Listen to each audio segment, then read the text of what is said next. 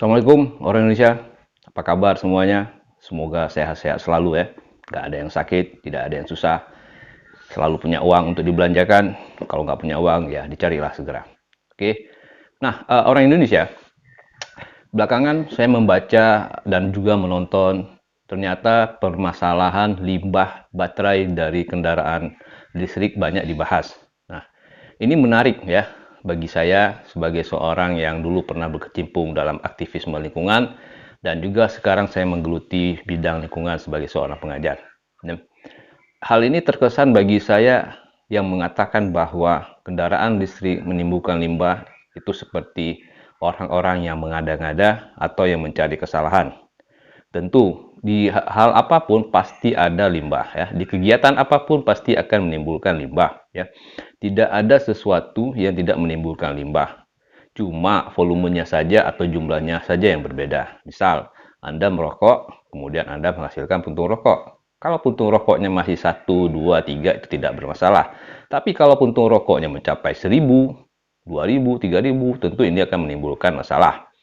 Begitu juga dengan contoh lain seperti pembangunan energi terbarukan dari tenaga, kita sebutlah tenaga angin. Kita perlu membangun bukan menara apa ya, perlu membangun kincir-kincir angin yang tinggi-tinggi dan punya baling-baling besar. Dan itu bukan satu atau dua yang dibangun ya, banyak yang seperti kita bangun.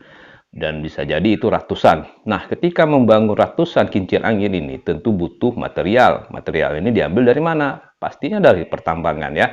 Karena material ini terbuat dari mineral logam ataupun dari konkrit, semen. Dan ketika proses membawa dari pabriknya dan menginstalnya di tempat yang biasanya di tempat yang jauh dari keramaian, di lahan-lahan yang luas, tentu akan menimbulkan efek atau kerusakan. Misalnya saja kerusakan jalan yang dilintasi ya. Juga kerusakan lahan-lahan ya. Karena lahan-lahan itu harus digali untuk memasang tiang atau memasang kincir angin ya. Belum lagi kalau kincir angin ini berjumlahnya ratusan ya. Saya melihat di Belanda atau di negara-negara Eropa yang membangun pembangkit listrik tenaga angin itu kincirnya sangat banyak dan bisa mengganggu makhluk hidup yang suka terbang-terbang di atas seperti burung. Dan ini kan apa ya? Udara ini kan atau langit ini kan merupakan area tempat tinggal dari burung-burung. Jadi area mereka ini terganggu. Nah, kalau ini terjadi pasti akan ada banyak pihak-pihak terutama aktivis lingkungan ya kita sebutlah pecinta burung yang akan tersinggung, akan marah karena melihat burung-burung tersakiti. Begitu juga dengan misalnya pembangkit energi bertenaga air.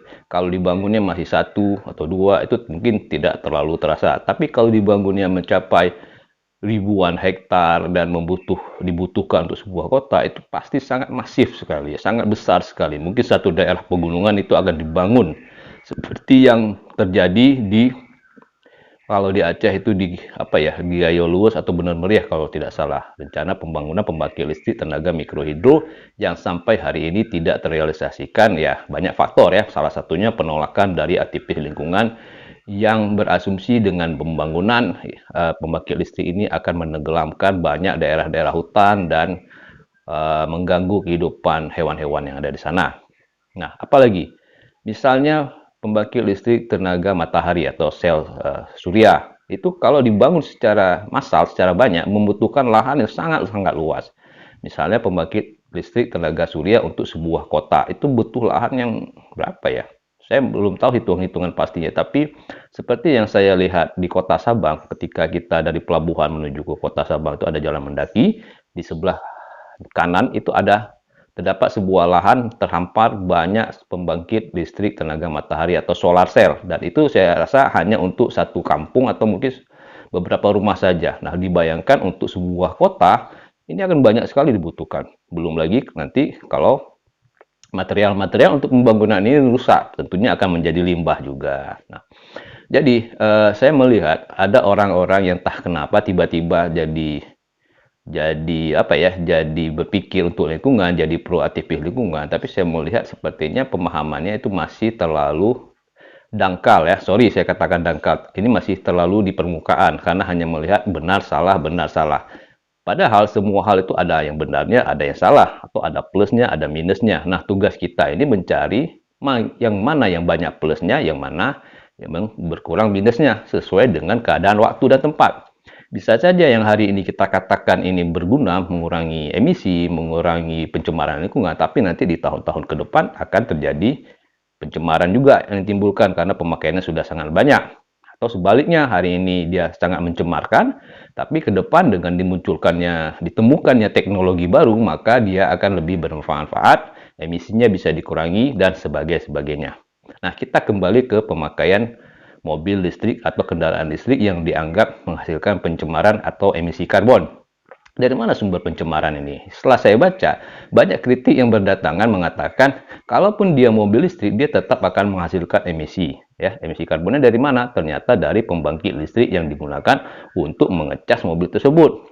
Pada sebagian besar kota-kota di Indonesia, pembangkit listriknya masih menggunakan tenaga diesel atau pakai minyak, ya, solar kah, ya, biasanya solar untuk pembangkit listrik ini. Pembangkit listrik yang memakai minyak atau bahan bakar fosil tentu akan menghasilkan emisi. Nah, kita lihat sumber emisi itu dari mana saja. Kalau mobil konvensional atau mobil yang biasa itu dari pembangkit listriknya dan dari mobilnya. Artinya ada dua sumber. Sudah di pembangkit listriknya menghasilkan emisi yang banyak, ya. Kemudian mobil-mobilnya juga menghasilkan emisi karbon, terutama mobil-mobil tua, ya. Nah, makanya beli mobil baru lah kalau ada duit, ya. Nah, sekarang kalau mobil yang diganti dengan mobil listrik, maka sumber emisinya hanya tinggal satu, yaitu pembangkit listriknya saja. Jadi setidak-tidaknya di mobil itu sendiri tidak mengeluarkan emisi. Nah, ini sudah berkurang sumber emisinya kan. Belum lagi kita bicara soal polusi suara, ya, polusi kebisingan. Pembangkit listrik sumber polusi bising, ya, polusi suara itu ada di pembangkit listriknya dan juga di mobilnya. Di pembangkit listrik itu biasanya, kebetulan rumah saya dekat dengan pembangkit listrik tenaga diesel, itu dulu, ya, suaranya sangat berdengung gitu, ya, kalau kita lewat, ya, atau bahkan dari rumah saya yang berjarak sekitar, ya, hampir 1 kilo, kalau tengah malam sunyi itu masih kedengaran bunyinya. Tapi belakangan saya tidak mendengar lagi suaranya. Mungkin mereka sudah menerapkan teknologi yang baru yang mana suaranya sudah bisa diredam lah. Nah, kebetulan juga rumah saya dekat dengan jalan raya. Itu setiap hari melewat kendaraan, berpuluh-puluh kendaraan, bahkan mungkin ratusan, kecil, besar, dan sebagainya yang menghasilkan suara ribut bising. Nah, ini bisa menambah stres kita. Tetapi kalau ini diganti dengan kendaraan listrik, saya bayangkan itu udah gimana ya suaranya. Saya sendiri belum melihatnya langsung, tapi saya bayangkan itu suaranya seperti berdengung. Kalaupun ada suaranya itu mungkin seperti dengung tuh. Nah, halus sekali ya. Nah, ini tentu lebih nyaman lah bagi kita manusia mendengar suara yang halus, ya, dan tidak sampai merusak pendengaran kita. Jadi, polusinya yang dihasilkan untuk hari ini tentu lebih kecil dibanding dengan menggunakan kendaraan konvensional yang hari ini sudah menjadi sumber lah, ya. Nah, sekali lagi saya katakan bagi para pecinta lingkungan atau orang-orang yang entah kenapa belakangan mengklaim diri pencinta lingkungan atau juga SJW yang mengkritik kendaraan bermotor listrik, saya katakan coba berpikirlah secara bijak, secara mendalam, ya. Semua hal ada plus minusnya, tapi kita melihat mana plusnya yang paling banyak, mana minusnya yang paling sedikit, dan untuk keadaan hari ini. Nah, itu pendapat dari saya. Yang tentu ada yang tidak suka dengan pendapat saya, tidak masalah, silakan sampaikan pendapat Anda. Tapi untuk hari ini saya sangat pro pada kendaraan listrik. Tapi yang sangat disayangkan, saya tidak mampu beli kendaraan listrik. Oke ya, orang Indonesia. Terima kasih sudah menyaksikan. Sampai ketemu lagi. Assalamualaikum warahmatullahi wabarakatuh.